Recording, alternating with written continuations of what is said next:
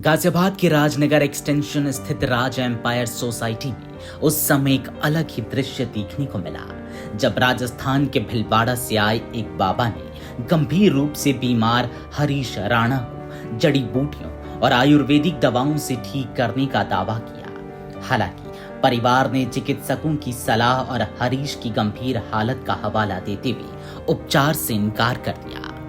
भिलवाड़ा निवासी स्वामी अखंडानंद शुक्रवार को सेवा भाव से हरीश राणा से मिलने सोसाइटी पहुंचे थे। उनके पास कई तरह की जड़ी बूटियां और आयुर्वेदिक दवाएं थी। उनका कहना था कि आयुर्वेदिक उपचार के जरिए कोमा या लकवाग्रस्त मरीजों को भी ठीक किया जा सकता है। सोसाइटी पहुंचने के बाद स्वामी अखंडानंद करीब 6 घंटे तक गेट पर ही परिवार से मिलने का इंतजार करते रहे। लंबे समय तक कोई मिलने नहीं आया तो उन्होंने एक पत्र परिवार तक भिजवाया। इसके बाद हरीश के पिता अशोक राणा उनसे मिलने पहुंचे। अशोक राणा ने बताया कि उन्होंने बाबा को पानी और जूस पिलाया और उनसे बातचीत की। इस दौरान उन्होंने बाबा को हरीश की हालत के बारे में विस्तार से बताया। पिता के मुताबिक हरीश का हर संभव इलाज कराया जा चुका है और चिकित्सकों ने साफ बताया है कि उसके मस्तिष्क की नसें सूख चुकी हैं और मस्तिष्क तक रक्त की आपूर्ति भी नहीं हो रही है। इससे मस्तिष्क को गंभीर नुकसान पहुंचा है। अशोक राणा के अनुसार बाबा ने कई जड़ी बूटियों और आयुर्वेदिक दवाओं के नाम बताए। उन्होंने बाबा का मोबाइल नंबर भी ले लिया। उन्होंने कहा कि इस तरह की बीमारी से पीड़ित कई बच्चों के माता पिता उनके संपर्क में हैं और वे उन्हें बाबा के बारे में जानकारी देंगे।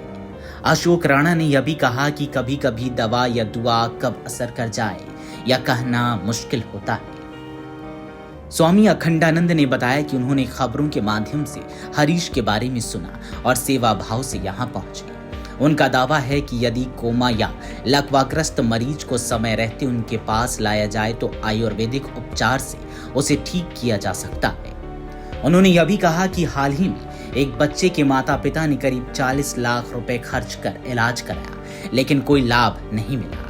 बाद में उन्होंने 4 दिन के भीतर उस बच्चे को कोमा से बाहर निकालने में मदद की। स्वामी अखंडानंद ने बताया कि उनका भिलवाड़ा में आश्रम है और उन्होंने आयुर्वेद में MD की पढ़ाई की है।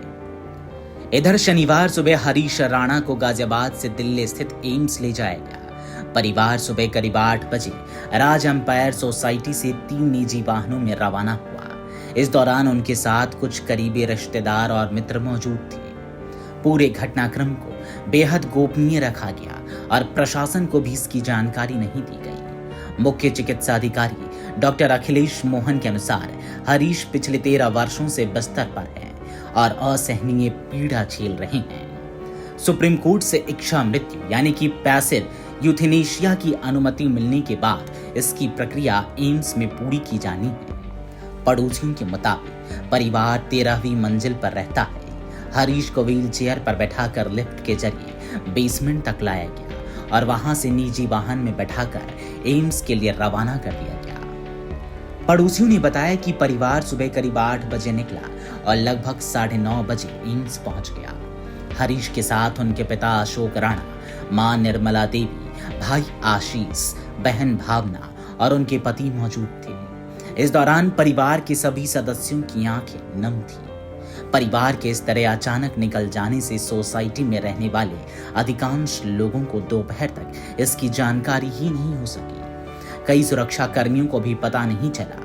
पूरे दिन लोगों में यही चर्चा होती रही कि परिवार घर में है या कहीं चला गया है। शाम को जब स्पष्ट हुआ कि परिवार एम्स गया है, तब लोगों को पूरी स्थिति का पता चला। सोसाइटी के लोगों का कहना है कि परिवार शांति से जाना चाहता था, इसलिए किसी ने ज्यादा पूछताछ नहीं की। शनिवार को पूरी सोसाइटी में असामान्य सन्नाटा दिखाई दिया। लोगों का कहना है कि कोई भी माता पिता अपने बच्चे को ऐसी स्थिति में नहीं देखना चाहता।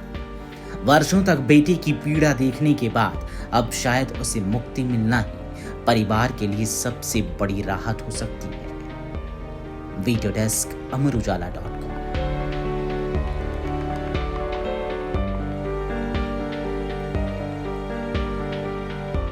अगर आप ये वीडियो YouTube पर देख रहे हैं तो हमारे चैनल को सब्सक्राइब कर बेल आइकन दबाएं और Facebook पर देख रहे हैं तो हमारे पेज को लाइक करें।